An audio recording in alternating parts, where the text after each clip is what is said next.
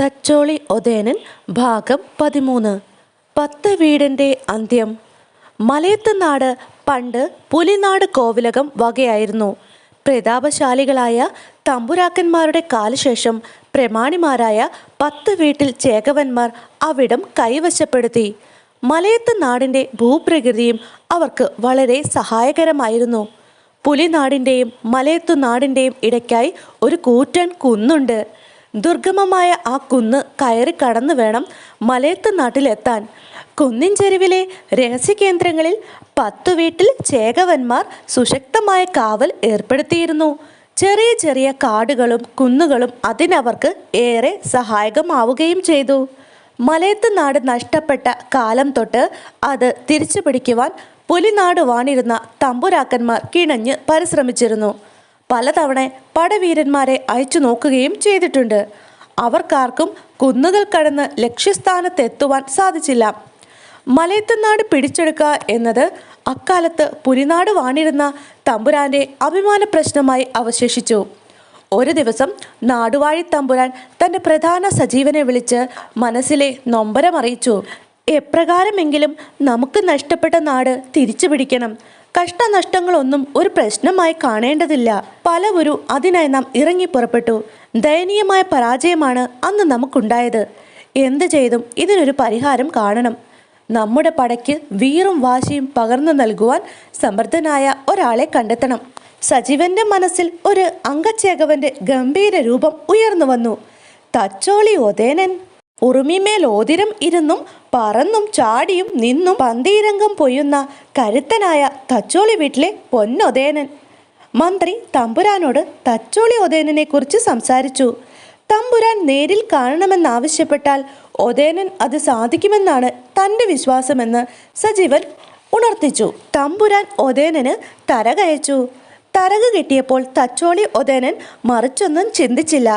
ആവശ്യപ്പെടുന്നവർക്ക് വേണ്ടി അംഗം വെട്ടി ജയിക്കുകയോ മരിക്കുകയോ ചെയ്യുന്നതാണല്ലോ ഒരു പടക്കുറുപ്പിൻ്റെ ധർമ്മം. ഒതേനൻ ചാപ്പനും ഒരുമിച്ച് പുലിനാട്ടിലേക്ക് പുറപ്പെട്ടു. തച്ചോളി ഒതേനൻ തമ്പുരാന്റെ മുന്നിൽ നിവർന്നു നിന്നു. തമ്പുരാൻ പറഞ്ഞതെല്ലാം അതീവ ശ്രദ്ധയോടെ കേട്ടു. പലരും പരിശ്രമിച്ച് പരാജയപ്പെട്ടതാണ്. സന്ദർഭം പൂർണ്ണമായും പ്രയോജനപ്പെടുത്താൻ കരുത്തനായ ഒതേനൻ നിശ്ചയിച്ചു. മന്ത്രി തച്ചോളി ഒതേനൻ്റെയും കണ്ടാച്ചേരി ചാപ്പൻ്റെയും ഒപ്പം പടിയിറങ്ങി. മലയത്തുനാടിൻ്റെ ചരിത്രവും ഭൂമിശാസ്ത്രവും 10 വീട്ടിൽ ചേകവന്മാരുടെ പ്രകൃതവും എല്ലാം അദ്ദേഹം അവരെ പറഞ്ഞു ധരിപ്പിച്ചു. തച്ചോളി ഒതേനൻ പറഞ്ഞതനുസരിച്ച് തമ്പുരാൻ 40 നായർ പടയാളികളെ കൂടെ അയച്ച് വിജയം ഉണ്ടാകട്ടെ എന്ന് പ്രാർത്ഥിച്ചു. തച്ചോളി ഒതേനനും കണ്ടാച്ചേരി ചാപ്പനും നായന്മാരും മലയത്തുനാട് ലക്ഷ്യം വെച്ച് നടന്നു. അവർ മരങ്ങൾ നിറഞ്ഞു നിൽക്കുന്ന കുന്നിൻ്റെ താഴ്വരയിലെത്തി. തച്ചോളി ഒതേനൻ കുന്നിൻ മുകളിലേക്ക് നിവർന്നൊന്ന് നോക്കി. ആളിക്കത്തി താഴേക്കിറങ്ങി വരുന്ന കാട്ടുതീ പോലെ 10 വീട്ടിൽ ചേകവപ്പട. അലറി അടുത്തു വരുന്ന തിരമാലകൾ പോലെയാണ് 10 വീട്ടിൽ ചേകവന്മാർ. അത് തടഞ്ഞു നിർത്തുവാൻ 40 നായന്മാർക്കാവുമോ? നായർ പടയാളികളുടെ മനസ്സിൽ ഭീതി പടർന്നു കത്തി. രക്ഷപ്പെടുക തന്നെ. വൈകുന്ന ഓരോ നിമിഷവും ആപത്തുകൾ വർദ്ധിക്കുമെന്ന് ബോധ്യമായി. കൂടുതലൊന്നും ചിന്തിക്കാതെ ആ 40 നായർ പടയാളികളും പിന്തിരിഞ്ഞോടി. അത് കണ്ട് 10 വീട്ടിൽ ചേകവന്മാർ പൊട്ടിച്ചിരിച്ചു. തച്ചോളി ഒതേനൻ ഇരുപുറവും നോക്കി. തൻ്റെ ഉറ്റ ചങ്ങാതി ചാപ്പനല്ലാതെ സഹയോദ്ധാക്കൾ ആരും അടുത്തില്ല. ഭീരുക്കളുടെ എണ്ണപ്പെരുപ്പത്തേക്കാൾ വിശ്വസ്തനായ ഒരാളുടെ സഹകരണമാണ് ശക്തി എന്നറിയാവുന്ന തച്ചോളി ഒതേനൻ രക്തവെറി പൂണ്ട് പാഞ്ഞു വന്ന 10 വീട്ടിൽ ചേകവന്മാരുടെ സൈന്യത്തെ നേരിടാൻ തന്നെ നിശ്ചയിച്ചു. കലിയുറഞ്ഞ തച്ചോളി ഒതേനൻ 10,000ങ്ങളുടെ ശക്തി ആർജിച്ച് കുന്നിൻ മുകളിലേക്ക് പാഞ്ഞു കയറി. പിന്നാലെ ചാപ്പനും. ഇത്ര വലിയ സൈന്യനിരയോട് ഇരുവർ മാത്രം പൊരുതാൻ വരികയോ? വിഡ്ഢികളുടെ ധൈര്യം കണ്ട് അവർ വിസ്മയം പൂണ്ടു. പക്ഷേ അടുത്തെത്തിയ തച്ചോളി ഒതേനനും കണ്ടാച്ചേരി ചാപ്പനും അവരുടെ ധാരണകളെ തിരുത്തി. സിംഹത്തിന്റെ രൗദ്രഭാവവും രക്തദാഹിയായ കടുവയുടെ ക്രൗര്യവും കലർന്ന ഒതേനന്റെ ദൃഷ്ടികൾ 10 വീട്ടിൽ ചേകവരുടെ സൈന്യത്തെ അമ്പരപ്പിച്ചു. എങ്കിലും അവർ ആയുധപ്രയോഗം ആരംഭിച്ചു. ഒരേ ബിന്ദുവിൽ തനിക്ക് മാത്രം വശമുള്ള ഉറുമിമേൽ ഓതിരം ചാടി തച്ചോളി ഒതേനൻ 10 വീട്ടിൽ ചേകവന്മാരുടെ സൈന്യത്തെ നേരിട്ടു. മറ്റൊരു വശത്ത് കണ്ടാച്ചേരി ചാപ്പൻ തിരിഞ്ഞും മറിഞ്ഞും ഒഴിഞ്ഞും തെളിഞ്ഞും ശത്രുനിരയുമായി ഏറ്റുമുട്ടി. ആർക്കും തച്ചോളി ഓതേനനെ കാണാനാവുന്നില്ല. പക്ഷേ ശത്രുക്കളുടെ തലകൾ ഒന്നൊന്നായി വീണ് ഭൂമിയിൽ ഉരുളുന്നു.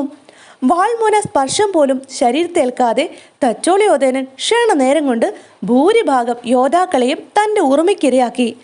ചാപ്പനാകട്ടെ തൻ്റെ ചങ്ങാതിക്ക് തുണയായി ബാക്കി വന്നവരെയും വെട്ടിനിരപ്പാക്കി. ആ സിംഹപ്രതാപി ചുറ്റിനും നോക്കി. ആരുമില്ല. അകലങ്ങളിൽ ഉണ്ടായിരുന്നവരും പ്രാണനും കൊണ്ട് ഓടിക്കഴിഞ്ഞിരിക്കുന്നു. തച്ചോളി ഓതേനൻ കുന്നിറങ്ങി. കുന്നിൻ പുറത്തെ പൊയ്ത്ത് കണ്ട് ആശ്ചര്യഭരിതരായ നാട്ടുകാർ തൊഴുകൈകളോടെ തല കുനിച്ചു നിന്നു. ഒതേനന്റെ മുന്നിൽ മലയത്തുനാട് കീഴടങ്ങി. ഒതേനനും ചാപ്പനും കൂടി നടന്ന് പൊയ്കയുടെ തീരത്തെത്തി. കുളിരോലുന്ന പൊയ്കയുടെ തെളിവെള്ളത്തിൽ കാലും മുഖവും കഴുകി തെല്ലി വിശ്രമിച്ച് പോകാമെന്ന് കരുതിയ തച്ചോളി ഒതേനൻ തൻ്റെ ചങ്ങാതിയായ ചാപ്പനോട് മുമ്പേ പൊയ്ക്കൊള്ളാൻ പറഞ്ഞു.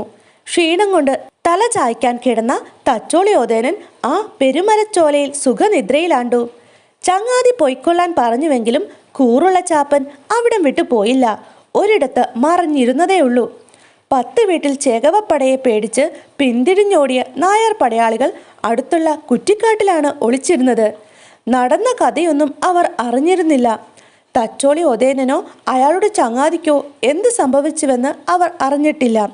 കുന്നുകയറി നോക്കുവാനുള്ള ധൈര്യവും ആ ഭീരുക്കൾക്കുണ്ടായിരുന്നില്ല. ഒന്നും അറിയാതെ കോവിലകത്തേക്ക് മടങ്ങിപ്പോവാനും നിവർത്തിയില്ല. അവർ പേടിയോടെ ഒളി സങ്കേതത്തിൽ നിന്ന് എഴുന്നേറ്റ് പരിസരമാകെ ചുറ്റി നടന്നു. അവിടെ മരച്ചോട്ടിൽ കിടന്നുറങ്ങുന്ന തച്ചോളി ഒതേനൻ അവരുടെ കണ്ണിൽപ്പെട്ടു.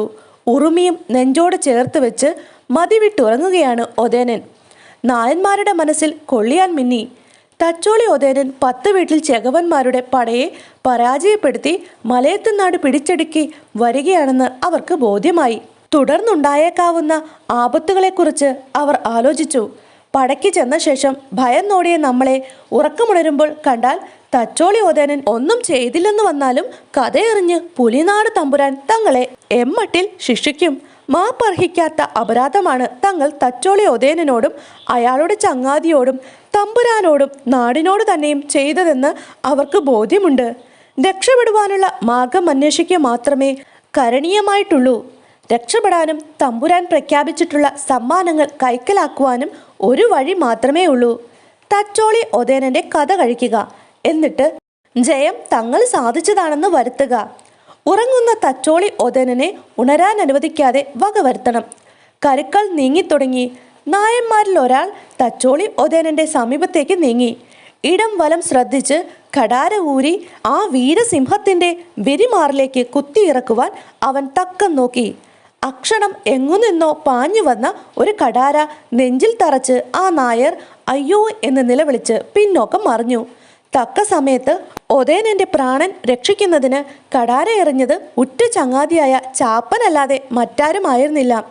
ശബ്ദം കേട്ട് ഉറുമിയിൽ മുറുകെ പിടിച്ച് തച്ചോളി ഒതേനൻ ചാടി എഴുന്നേറ്റു. വെപ്രാളം പൂണ്ട് മറ്റു നായന്മാർ ഓടി രക്ഷപ്പെടുവാൻ നോക്കി. നടന്ന സംഭവം ഊഹിച്ചറിഞ്ഞ തച്ചോളി ഒതേനൻ നാടിനോട് കൂറില്ലാത്ത ആ നന്ദികെട്ട നായന്മാരുടെ തലകൾ തൽക്ഷണം കൊയ്തു വീഴ്ത്തി. ഓടിയെത്തിയ ചാപ്പൻ തച്ചോളി ഒതേനനെ ആശ്ലേഷിച്ചു. സ്വജീവൻ കൊടുത്തും ചങ്ങാതിയുടെ പ്രാണൻ രക്ഷിക്കുന്നവനാണ് ഉറ്റ ചങ്ങാതി എന്ന ആപ്തവാക്യം യാഥാർത്ഥ്യമാക്കിയ കണ്ടാച്ചേരി ചാപ്പനെ തച്ചോളി ഒതേനൻ മാറോട് ചേർത്ത് ആലിംഗനം ചെയ്ത് അഭിനന്ദിച്ചു. മലയത്തുനാട് പിടിച്ചെടുക്കാൻ പോയ തച്ചോളി ഒതേനന്റെയും ചാപ്പന്റെയും കഥയറിയാതെ പുലിനാട് തമ്പുരാൻ മാളികപ്പുറത്ത് അസ്വസ്ഥനായി കഴിയുകയാണ്. അപ്പോഴാണ് പൊന്നും പണവും ചുമന്നുകൊണ്ട് അനേകം പേർ പടി കടന്നു വരുന്നത് അദ്ദേഹം കണ്ടത്. തമ്പുരാൻ ഒറ്റ കുതിപ്പിന് താഴെ ഇറങ്ങി വന്ന് അവരോട് കാര്യം തിരക്കി. എന്തുണ്ടായി? തച്ചോളി ഒതേനനും അയാളുടെ ചങ്ങാതിയും എവിടെ? അവർ 10 വീട്ടിൽ ചെകവന്മാരുടെയും അവരുടെ സൈന്യത്തിൻ്റെയും തലകൾ അരിഞ്ഞു വീഴ്ത്തി മലയത്തുനാട് പിടിച്ച് ആചാര വെടിമുഴക്കി ശരം നാട്ടി അധീശത്വം സ്ഥാപിച്ചു തമ്പുരാനെ. മലയത്തുനാട്ടിലെ ഖജനാവു കൊള്ള ചെയ്ത് അവിടത്തേക്ക് വേണ്ടി ഒതേനൻ നേടിയ പൊന്നും പണവുമാണ് ഈ ഭാണ്ഡങ്ങളിലെന്ന് അങ്ങേ ഉണർത്തിക്കാൻ ഒതേനൻ പറഞ്ഞയച്ചു. ചുമട്ടുകാരുടെ ചൊല്ലുകൾ പുലിനാട് തമ്പുരാന്റെ കാതുകളിൽ തേന്മഴയായി പെയ്തിറങ്ങി. പൗരുഷത്തിന്റെ പ്രതീകമായി തൻ്റെ മുമ്പിലെത്തിയ തച്ചോളി ഒതേനനെയും ചങ്ങാതി ചാപ്പനെയും വിജയഹാരങ്ങൾ അണിയിച്ച് തമ്പുരാൻ സ്വീകരിച്ചു. അവർക്ക് പൊന്നും പണവും വാരിക്കൊടുത്തു. പട്ടുടയാടകളും പല്ലക്കും സമ്മാനിച്ചു. തനിക്കുള്ളതെല്ലാം തച്ചോളി ഓതേനും കൂടി അവകാശപ്പെട്ടതാണെന്ന് തമ്പുരാൻ നന്ദിയോടെ പറഞ്ഞു. പുലിനാട് തമ്പുരാനോട് യാത്ര പറഞ്ഞ് തച്ചോളി ഓതേനും ചാപ്പനും അഭിമാനത്തോടെ തറവാട്ടിലേക്ക് മടങ്ങി.